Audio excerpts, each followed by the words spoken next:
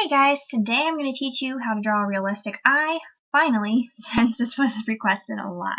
So first, let's just draw the shape of the eye and the shape of the iris. Your iris is the colored part of your eye.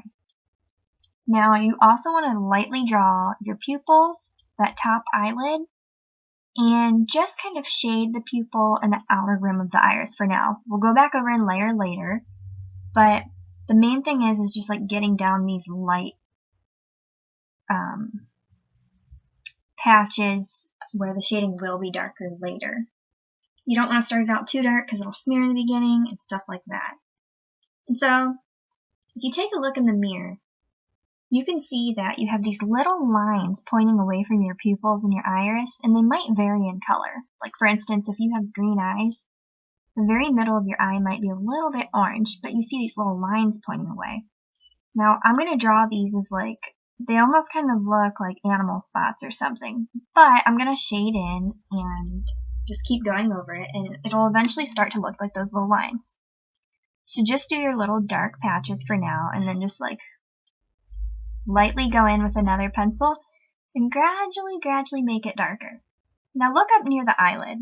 I made the shading very dark up there, and that's because if your light source is from more above, your eyelid will cast a shadow down on your iris. And so now I'm going to take the blending stump and I'm going to cast that shadow down on the whites of the eyes too, because your whites of your eyes are never perfectly white. You will always have a little bit of a shadow here and there. That's why you have a little bit of a glare when your eyes are shiny too. You have those on the whites of your eyes also. So next I'm just going to lightly start shading the little pink thing near the nose, the eyelids and stuff, and I'm just going to keep moving around. And so I'm not going to focus on one particular area and try to finish it because I'm just stressing the importance of layering. So here, the waterline. That little thing that I just shaded is the most missed thing when people draw eyes. They just ignore it.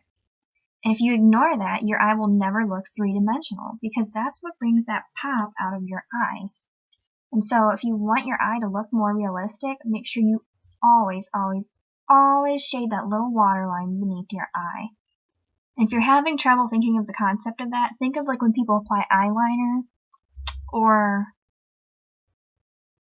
just makeup around your eyes. It's that's what they put their stuff around on the bottom. So yeah. Now next, look at the direction of all my eyelashes. They're kind of messy.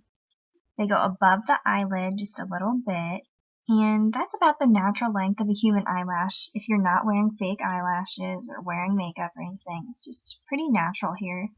And the little ones here are a lot thinner and shorter, and they're not as dark. So pay close attention to how your eyelashes fan out.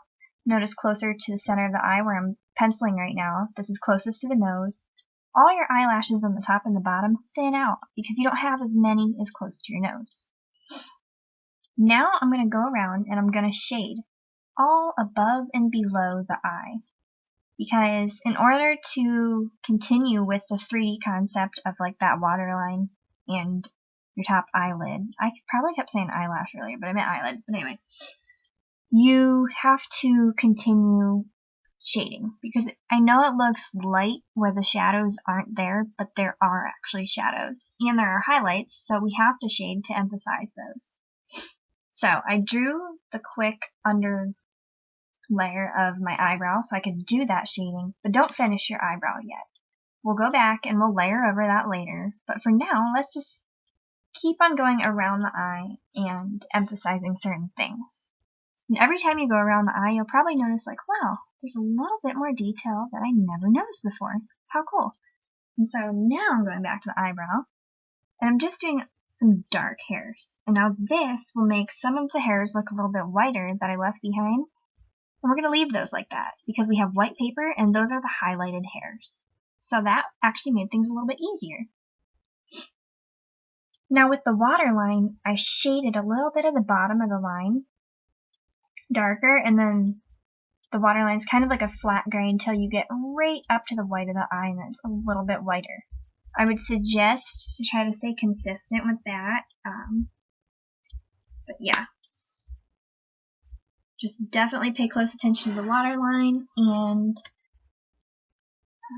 never give up on layering. It will always look better after layering. And so yeah, if you have any questions, post them in the comments, and thanks for watching. I hope this helped.